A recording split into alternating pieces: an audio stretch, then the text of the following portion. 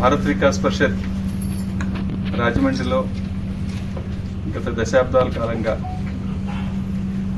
3 బ్రాంచ్లుగా పనిచేస్తూ ఉన్నది. దేశంలో యువతని దేశభక్తి వైపు నడిపించడం కోసం, రెండో వైపున సామాజిక సేవా కార్యక్రమాలు సమాంతరంగా చేసుకుంటూ 1963లో ఢిల్లీలో ప్రారంభించిన సంస్థ 86లో ఆంధ్రప్రదేశ్లో ధర్మిల రాజమండ్రిలో మొదలై ఆనాటి నుంచి ఈనాటి వరకు నిరాటంకంగా పనిచేస్తూ ఉంది. ఇప్పుడు రాజమండ్రిలో 3 యూనిట్ల కోసం కొత్త టీములు రావడం జరిగింది. కొత్త టీములకి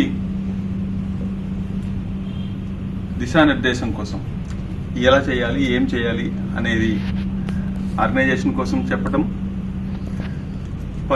పని తీరు, పని స్వభావము, వీటిలన్నిటి గురించి కొత్త టీములకి అవగాహన కల్పించడము, కొత్త సభ్యులకి అవగాహన కల్పించడము ఈరోజు ఈ వర్క్షాప్ యొక్క ప్రధాన ఉద్దేశం.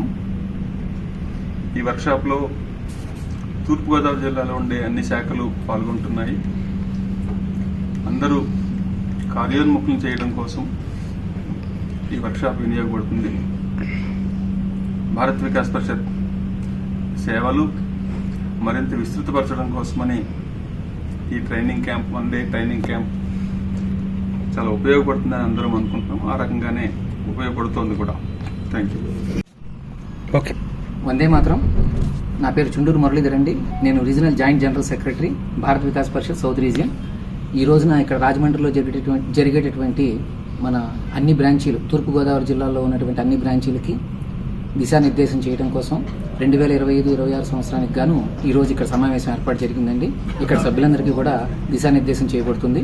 అదేవిధంగా ఈ తూర్పుగోదావరి జిల్లాలో ఇంకా ఎక్కువ బ్రాంచీలని మనం విస్తరించడం కోసం దానికి కార్యాచరణ ఏం చేయాలనే ఉద్దేశంతో కూడా ఇక్కడ మేము ఏర్పాటు చేయడం జరిగిందండి. సమావేశానికి చాలామంది సభ్యులందరూ హాజరై ఉన్నారు. వారందరికీ కూడా పేరు పేరున ధన్యవాదాలు.